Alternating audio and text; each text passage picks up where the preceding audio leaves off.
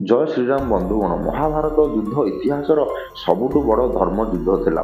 ମହାଭାରତ ଯୁଦ୍ଧରେ ଲକ୍ଷ ଲକ୍ଷ ଯୋଦ୍ଧାମାନେ ଭାଗ ନେଇଥିଲେ, କିନ୍ତୁ ଜଣେ ଏମିତି ବୀର ଯୋଦ୍ଧା ଥିଲେ ଯେ ସେ ମହାଭାରତ ଯୁଦ୍ଧକୁ ଏକୁଟିଆ ହିଁ ସମାପ୍ତ କରିପାରିଥାନ୍ତେ, କିନ୍ତୁ ସେ ମହାଭାରତ ଯୁଦ୍ଧରେ ଭାଗ ହିଁ ନେଲେ ନାହିଁ। ଆଜି ଆମେ ତାଙ୍କରି ବିଷୟରେ ଜାଣିବା ଯେ ସେ କିଏ, ସେ ମହାନ ବ୍ୟକ୍ତି ବା କିଏ ସେ ମହାନ ଯୋଦ୍ଧା ଯେ ମହାଭାରତ ଯୁଦ୍ଧରେ ଭାଗ ହିଁ ନେଲେ ନାହିଁ। ଯଦି ଆପଣମାନେ ଚ୍ୟାନେଲରେ ନୂଆ, ତାହେଲେ ଚ୍ୟାନେଲକୁ ସବସ୍କ୍ରାଇବ ଏବଂ ଭିଡ଼ିଓକୁ ଲାଇକ୍ ନିଶ୍ଚିତ ରୂପେ କରିଦିଅନ୍ତୁ। ପାଣ୍ଡବ ଏବଂ କୌରବମାନଙ୍କ ପକ୍ଷରେ ଏ ସଂସାରର ସମସ୍ତ ଯୋଦ୍ଧା ଆସି ସମ୍ମିଳିତ ହୋଇଥିଲେ, କିନ୍ତୁ କୌରବମାନଙ୍କ ପାଖରେ 11ଟି ଅଶ୍ରୁଣୀୟ ସେନା ଥିବାବେଳେ ପାଣ୍ଡବମାନଙ୍କ ପାଖରେ ମାତ୍ର 8ଟି ଅଶ୍ରୁଣୀୟ ସେନା ଥିଲା। କୌରବ ଏବଂ ପାଣ୍ଡବମାନେ ନିଜ ନିଜର ଶକ୍ତି ଏକତ୍ରିତ କରିବା ପାଇଁ ସମସ୍ତ ରାଜ୍ୟକୁ ନିଜ ନିଜର ପକ୍ଷ ନେବା ପାଇଁ କହୁଥିଲେ, ବା ପାଣ୍ଡବମାନେ ତାଙ୍କ ପକ୍ଷରେ କିଛି ରାଜ୍ୟକୁ କଲେ ଆଉ କୌରବମାନେ ତାଙ୍କ ପକ୍ଷରେ କିଛି ରାଜ୍ୟକୁ କଲେ। କିନ୍ତୁ ଦ୍ୱାରିକା ନରେଶ ଯେ ଶ୍ରୀ ବଳରାମ ଥିଲେ, ପ୍ରଭୁ ଶ୍ରୀକୃଷ୍ଣଙ୍କ ଭାଇ, ସେ ସଫା ମନା କରିଦେଇଥିଲେ ଯେ ଏ ଯୁଦ୍ଧରେ ଦ୍ୱାରିକା ଭାଗ ହିଁ ନେବ ନାହିଁ। ନା ମୁଁ ଭାଗ ନେବି,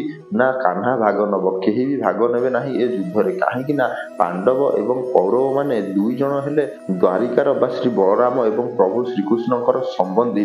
ତ ଗୋଟିଏ ସମ୍ବନ୍ଧୀଙ୍କ ପରିବାର ଭିତରର ଝଗଡ଼ାରେ ଆମେ କେମିତି ସମ୍ମିଳିତ ହେଇପାରିବୁ? ଯଦି ସମସ୍ତେ ଯୋଦ୍ଧା ଭାଗ ନେଉଛନ୍ତି ତ ନିଅନ୍ତୁ, କିନ୍ତୁ ଆମେ ବା ଆମର ଦ୍ୱାରିକା କେବେ ହେଲେ ଏ ଯୁଦ୍ଧରେ ଭାଗ ନେବ ନାହିଁ। ତାପରେ ପ୍ରଭୁ ଶ୍ରୀକୃଷ୍ଣ ଶ୍ରୀ ବଳରାମଙ୍କୁ ବୁଝେଇଥିଲେ ଯେ ଏ ଧର୍ମ ଯୁଦ୍ଧରେ ଅଧର୍ମର ବିନାଶ ହେବା ନିହାତି ଆବଶ୍ୟକ। ସେଥିପାଇଁ ଆପଣ ଯଦି ଭାଗ ନ ନେବେ ତାହେଲେ ନ ନିଅନ୍ତୁ, କିନ୍ତୁ ମୋର ଇଚ୍ଛାକୁ ଆପଣ ପୂର୍ଣ୍ଣ କରନ୍ତୁ ଭ୍ରାତା।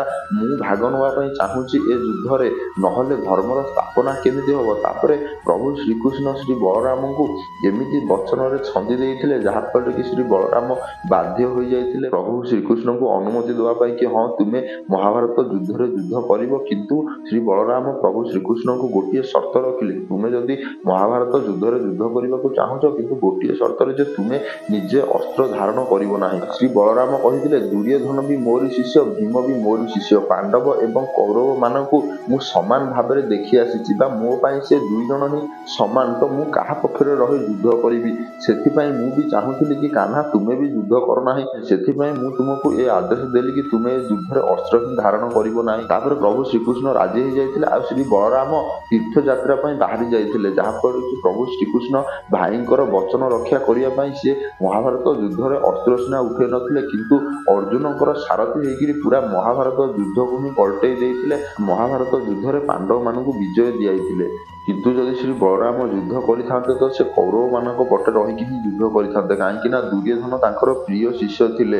ତାପରେ ଦୁର୍ଯ୍ୟୋଧନଙ୍କ ପୁତ୍ରୀ ଲକ୍ଷ୍ମଣା ମଧ୍ୟ ପ୍ରଭୁ ଶ୍ରୀକୃଷ୍ଣଙ୍କ ପୁତ୍ର ଶ୍ୟାମଙ୍କୁ ବିବାହ କରିଛନ୍ତି। ଆଉ ଏପଟେ ଶ୍ରୀ ବଳରାମ ଏବଂ ପ୍ରଭୁ ଶ୍ରୀକୃଷ୍ଣଙ୍କ ଭଉଣୀ ସୁଭଦ୍ରା ମଧ୍ୟ ଅର୍ଜୁନଙ୍କୁ ବିବାହ କରିଛନ୍ତି। ତ ପ୍ରଭୁ ବଳରାମ ଧର୍ମ ସଙ୍କଟରେ ପଡ଼ିଯାଇ ସେ ଏ ଯୁଦ୍ଧରେ ଯୁଦ୍ଧ ନ କରିବେ ବୋଲି ବା ଭାଗ ନ ନେବେ ବୋଲି ନିର୍ଣ୍ଣୟ ନେଇଥିଲେ। ତ ଏବେ ଆପଣମାନେ ଜାଣିପାରିଲେ ଯେ ଶ୍ରୀ ବଳରାମ ଶେଷନାୟକ ଅବତାର ମହାଭାରତ ଯୁଦ୍ଧରେ କାହିଁକି ଭାଗ ନେଇନଥିଲେ। ଯଦି ଆପଣଙ୍କୁ ଭିଡ଼ିଓଟି ଭଲ ଲାଗିଥାଏ ତାହେଲେ ଭିଡ଼ିଓକୁ ଲାଇକ୍ ଏବଂ ଚ୍ୟାନେଲକୁ ସବସ୍କ୍ରାଇବ ନିଶ୍ଚିତ ରୂପେ କରିଦେବେ। ଜୟ ଶ୍ରୀରାମ।